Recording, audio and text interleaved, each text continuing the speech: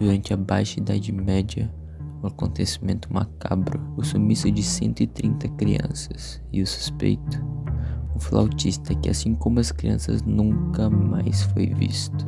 Esse conto alemão, que foi popularizado pelos famosos irmãos Grimm, retratados em livros, desenhos, filmes, teatros e musicais, que na verdade pode realmente ter acontecido.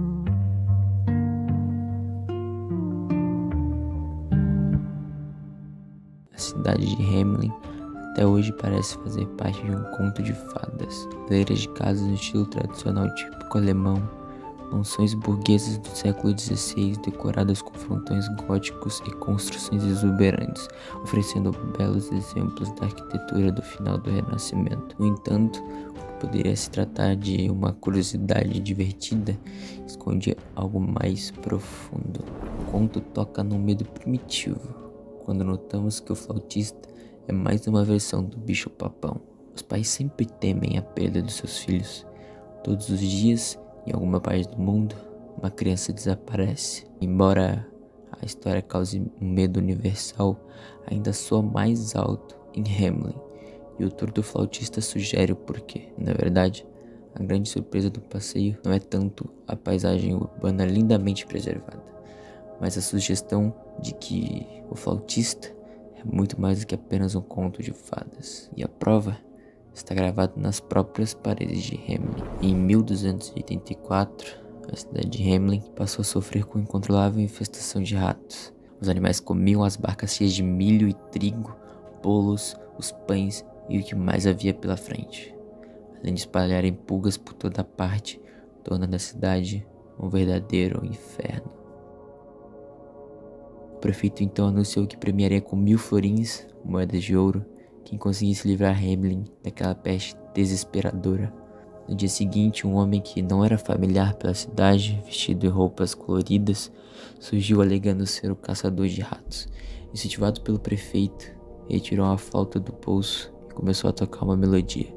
Os habitantes de Hamelin assistiram admirados a milhares de ratos saírem atropelados das casas e comércios e, estranhamente, seguirem o som que o flautista produzia. O homem misterioso conduziu os camundongos para fora da cidade em direção ao rio, onde se lançaram e morreram afogados. Assim que o flautista voltou à praça da cidade para coletar o seu prêmio, o prefeito apenas riu de sua cara e lhe deu apenas 50 florins, além de acusá-lo de ter trazido todos os ratos com aquela sua mágica. Antes de ir embora, com muita raiva, o homem prometeu que se vingaria de toda a cidade de Hamelin. Então, em 26 de junho de 1284, no dia de São João em São Paulo, quando todos os adultos estavam na igreja celebrando, o flautista voltou, mas dessa vez vestido de verde, e tocou agora uma melodia diferente.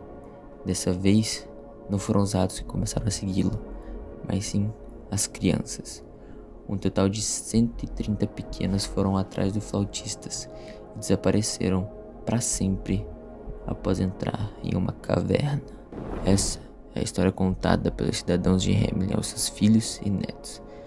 Dependendo de quem conta a história, algumas partes podem ser diferentes, como ter sido o próprio povo que ofereceu a recompensa de 50 florins por cada cabeça de rato que o flautista trouxesse até eles.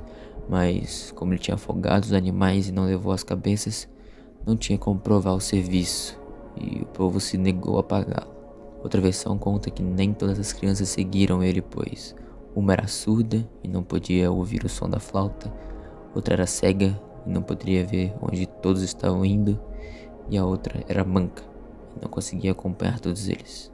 Ou até uma versão que diz que o flautista não teria enfeitiçado o garoto manco, que havia o tratado bem, diferente dos demais habitantes de Hamelin, que tratavam mal o flautista. Mas, independente das versões do conto para assustar crianças alemãs, que evento macabro ocorreu durante a Baixa Idade Média, que daí é a origem, a história do flautista de Hamelin. Uma das provas de que algum evento parecido pode ter ocorrido é o manuscrito de Nuremberg, escrito no século XV. Os versos se referem a 130 crianças ou jovens que teriam desaparecido em 26 de junho de 1284. O registro histórico mais antigo é do ano de 1300. O evento foi retratado em um vitral da igreja de Hamelin, mas acabou sendo destruído em 1660, sobrando apenas relatos escritos. Ainda assim, existem diversas hipóteses que tentam explicar o desaparecimento das crianças de Hamelin. Outra delas conta que foram a óbito devido a causas naturais e que o flautista seria a personificação da morte, associando ratos à peste negra. Porém, a peste negra teve seu auge durante 1348 e 1350 na Europa, ou seja, mais de meio século após o evento em Hamelin. Mas será que a pequena cidade não foi um palco para que a doença mostrasse os primeiros indícios de que seria assustadoramente devastadora?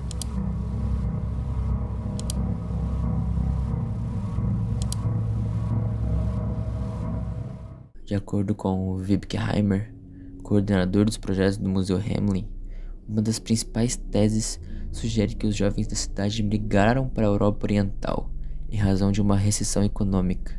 Nesse cenário, o flautista desempenhava o papel do chamado localizador ou recrutador. Eles eram responsáveis por organizar as migrações para o leste e dizem que usavam roupas coloridas e tocavam um instrumento para atrair a atenção dos colonos.